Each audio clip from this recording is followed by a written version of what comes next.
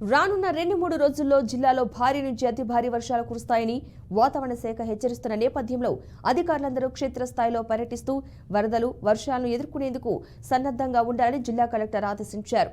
అమలాపురం కలెక్టరేట్లో video conference hall నుంచి మండల ప్రత్యేక అధికారులు, డివిజనల్ అధికారులు, మండల అధికారులతో వీడియో కాన్ఫరెన్స్ నిర్వహించి క్షేత్రస్థాయిలో వరదలు, వర్షాలు ఎదుర్కోవడంలో తీసుకోవాల్సిన చర్యలపై జిల్లా కలెక్టర్ దిశానిర్దేశం చేశారు. రానున్న 2-3 రోజుల్లో జిల్లాలో భారీ నుంచి అతి భారీ వర్షాలు పడే అవకాశం ఉందని వాతావరణ శాఖ హెచ్చరికలు జారీ చేసిందన్నారు.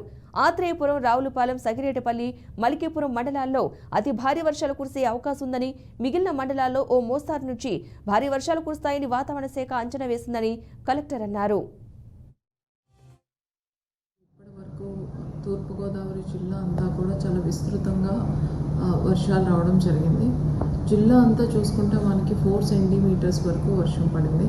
కానీ కొన్ని మండలాల్లో చాలా అత్యధికంగా వర్షాలు పడడం జరిగింది. రాజమండ్రి అర్బన్, రాజమండ్రి రూరల్, అలానే మన కడియం, పెరావల్ ఇక్కడైతే ఆల్మోస్ట్ మనకి 10 సెంటీమీటర్స్ పైచులకు వర్షం పడడం జరిగింది.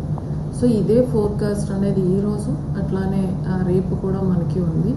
దానివల్ల మనకి గోదావరిలో కూడా వాటర్ ఫ్లోస్ పెరిగే అవకాశం ఉంది. ఇప్పటికే మనకి భద్రాచలం నుంచి 9 lakhs క్యూసెక్స్ వాటర్ అనేది విడిచిపెట్టడం జరిగింది. సో మనకి 10 lakhs దాటితే మన ఫస్ట్ వార్నింగ్, అంతకన్నా ఎక్కువ అయినప్పుడు మనం సెకండ్ వార్నింగ్ కూడా వెళ్ళడానికి